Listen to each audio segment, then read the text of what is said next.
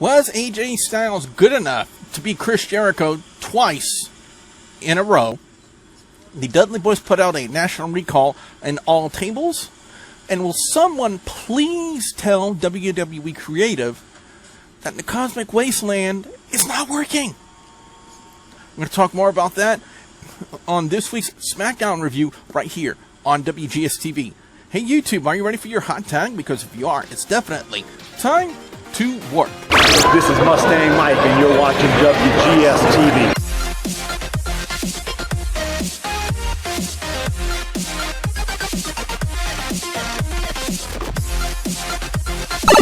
Greetings, YouTube. Yeah, I've worked your way back into another episode of WGS-TV right here on YouTube.com/WrestleGamer. And this is going to be the review of the February 11th, 2016 edition of Thursday Night Smackdown. And with that being said, I really have nothing else to say to add to this opening of the review. So let's go ahead and get started.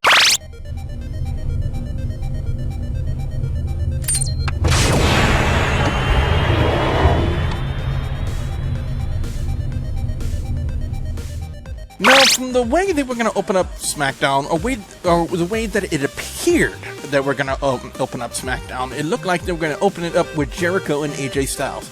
And I got to say, that would have been one hell of a way to open up any show, in a sense, Jericho and AJ Styles. You know, they have that incredible ability, and they're that good enough to not only main event any show, but if they open a show, it just makes that show that much better. But you kind of figured that WWE, and the way they tried to creatively be sneaky, excuse me, Coke Zero ends up doing that to me. They would bring out the social outcasts. My first question is, what the hell was wrong with Adam Rose? And why was he meowing like a cat on the microphone? Like, meow, meow. I can't even believe I just did that. You know what that means? I am no better than Adam Rose. Oh boy, when I talk to Rick and the guys on Skype probably this Monday, they're gonna let me have it on that one. No, it would end up turning into a tag match. AJ Styles and Chris Jericho taking on Curtis Axel and Adam Rose. For what it was a decent match. But for the majority of the match, it was a game of one-upsmanship, and that's the way they would build the match with Jericho and AJ Styles. And the way they would finish it off, it would be first off Jericho with the lion salt on Adam Rose, and then Styles would tag himself in and hit the springboard elbow on Rose, and Jericho and Styles would end up winning the match, and Jericho would then accentuate the match and put an exclamation point on it by hitting the code breaker on AJ Styles. So, now with the Dudley Boyz turning heel this past week on Monday Night Raw, they really had to take away probably one of the biggest things that ever made the Dudley Boyz over in the wrestling industry. And I'm talking about, yes, the tables gimmick. That is probably one of the best and the fastest way to draw heat on the Dudley Boyz. Especially since, you know, this is the start of their fresh heel turn. That's probably one of the best ways for them to put heat on these guys. And I gotta say, the tables gimmick has always been a huge part of the Dudley Boyz gimmick in WWE. And when you take that aspect of their gimmick away, one of the gimmicks that made them incredibly popular in, I would say, probably the wrestling industry. And you're trying to turn these guys heel, and you just turn these guys heel. That is the best way to draw heat for these guys. Is to take away that gimmick, that aspect of their gimmick that made them incredibly popular to begin with. So I gotta say, smart move on WWE. You know, they really had to do something to start drawing more and more heat on these guys and get the crowds to start hating the Dudley Boyz. And taking away that aspect of the gimmick of the tables, which the crowds love so much, I gotta say, best way to do it. best way to do it. Now, Sasha Banks and Naomi with Becky Lynch on commentary. Okay. First thing that I have an issue with is the Titantron for Team Bad. Especially since Sasha Banks is no longer a part of the group, no longer a part of the gimmick. When Naomi and Tamina made their entrance, it was their Team Bad entrance, and Sasha Banks' name was there along with Naomi and Tamina's on the Titantron. Way to keep up with your gimmick, WWE. Way to keep with the storyline, the gimmick, and the characters. You know, good job on that one, WWE. You know, I may be nitpicking here just a little bit. And to me, that was an incredibly stupid botch by WWE. It was an incredibly stupid botch. If they were really following their own storylines, then they wouldn't have had the Team Bad Titantron with Sasha Banks, Naomi, and Tamina's names all in one group, since Sasha Banks is no longer a part of the group. Like I said, I might be just nitpicking here, but I personally think that was an incredibly stupid botch. Even the little Space Invader right here says that was an incredibly stupid botch. Now, as far as this matchup goes, first off, Sasha Banks was on TV. Instantly good match. I'm sure our friend, the paranormal investigator, the SOB Andy, might say otherwise about that, but, you know, to each their own. You know, some fans out there might worship the ground Bork Laser walks on. Me, I wouldn't spit on him if he was on fire. I'm just saying. Sasha Banks would end up locking on the... First off, before I get to that finish, there was one aspect of the match they were trying to recreate from what they did on Monday Night Raw with Becky Lynch and Tamina. Is the fact they would throw them to the outside and try to use the outside activity to kind of create the finish for the match. Now, if you remember on Monday Night Raw, the way they would work that is Sasha Banks would end up getting clocked by Naomi, and Becky Lynch would try to make the save and would end up costing her the match. However, it would not work on SmackDown for Team Bad. As, by the way, when Sasha Banks kicked Tamina, I gotta say, she kicked the crap out of her. That's all I'm gonna say. That's the only way you can accurately describe that kick. Is that Sasha Banks kicked the crap out of Tamina. And Banks would end up locking on the bank statement on Naomi to pick up the win. Oh, by the way, and I even said it on the Facebook page, at facebook.com/WGS-TV, whenever, there's a WWE show on TV, Monday Night Raw, NXT, or SmackDown. Well, excluding SmackDown this week because I didn't watch it live. I watched it on archive.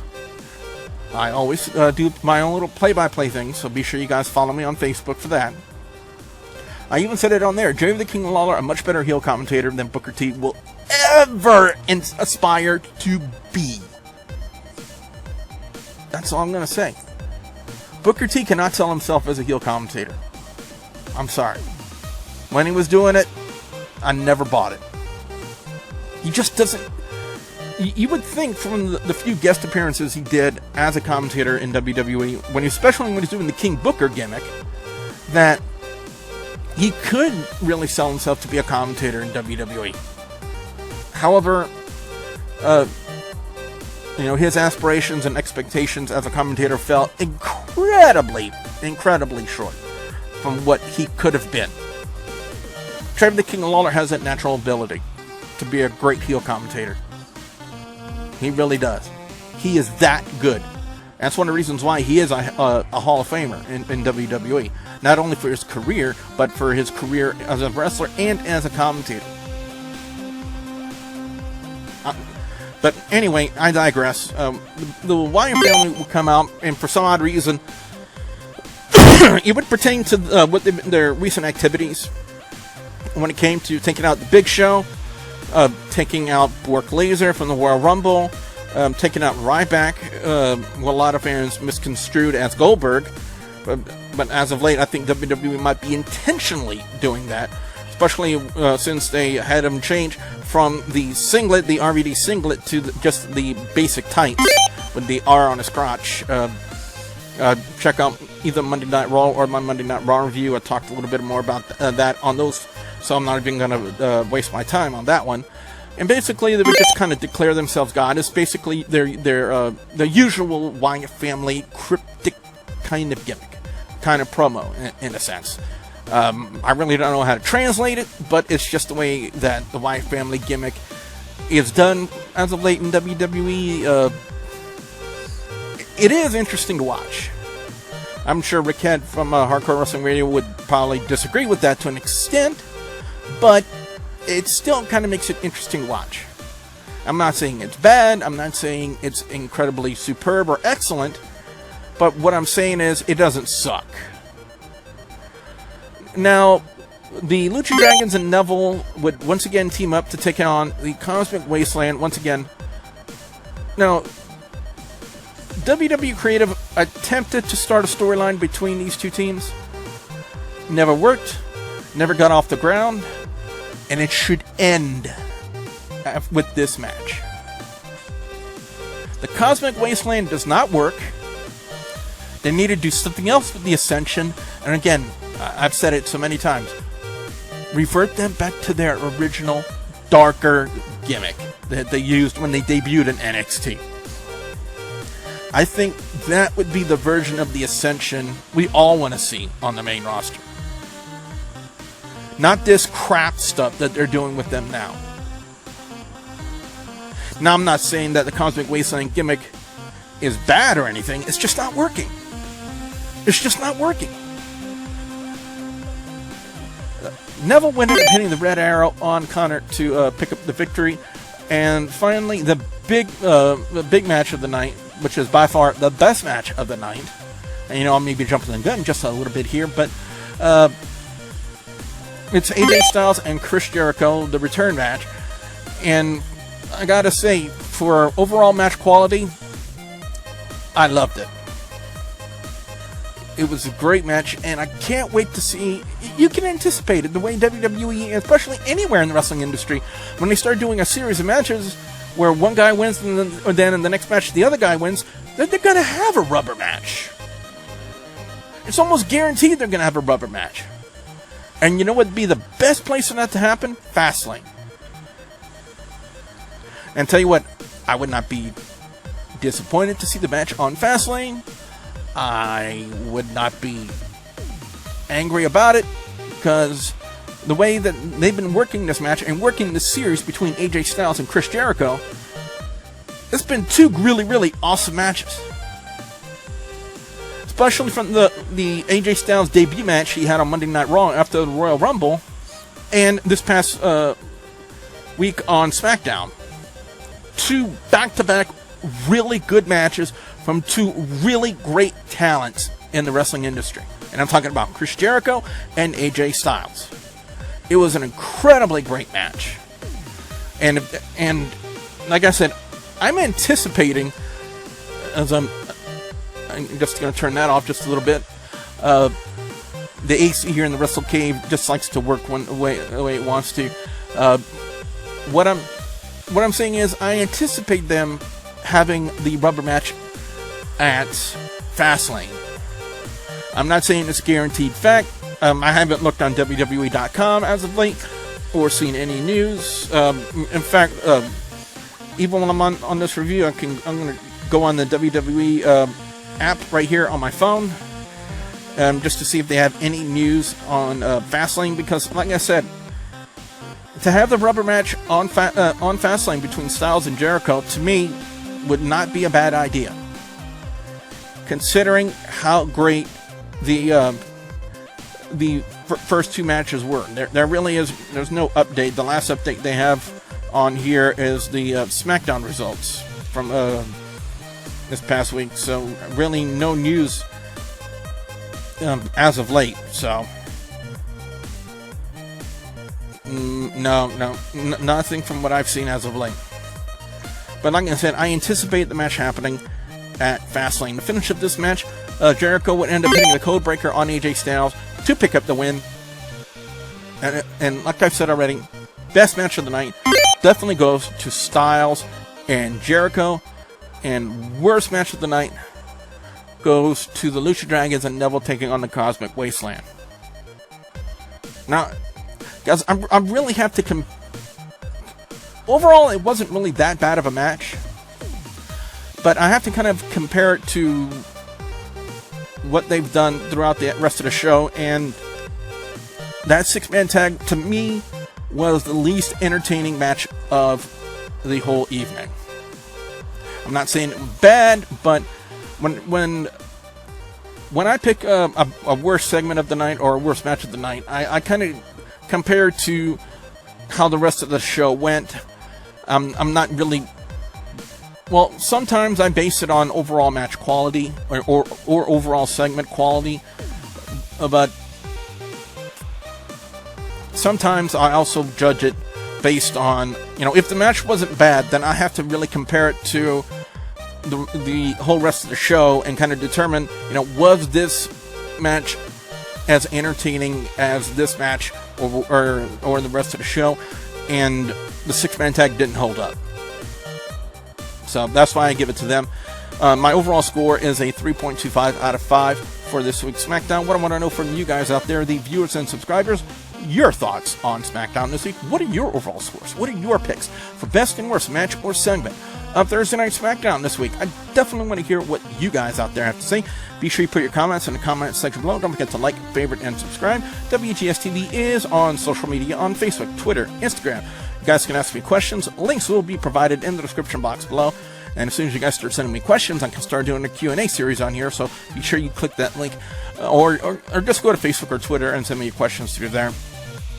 I haven't decided on date. If I have the ability to do a Q&A, I haven't decided on a particular day. But if you guys send me any questions, I'll start putting that into consideration for a weekly segment here on WGS-TV. But be sure you, like I said, like, favorite, and subscribe. I'm on social media, Facebook, Twitter, Instagram. Be sure you send me in questions if you have any questions you'd like to ask me. And also, don't forget to check out, as always, I'll have a couple of videos in the annotations at the end of this video for you guys to check out as well. Also, if you have any video game suggestions for games you'd like to see me play here on WGS-TV, you can also submit those as well. So, as I finish my incoherent babbling and rambling, I'm going to say my name is WrestleGamer WB Bully Boudreaux, and I will see you at the next Warp Zone. Bye, guys! Okay, well.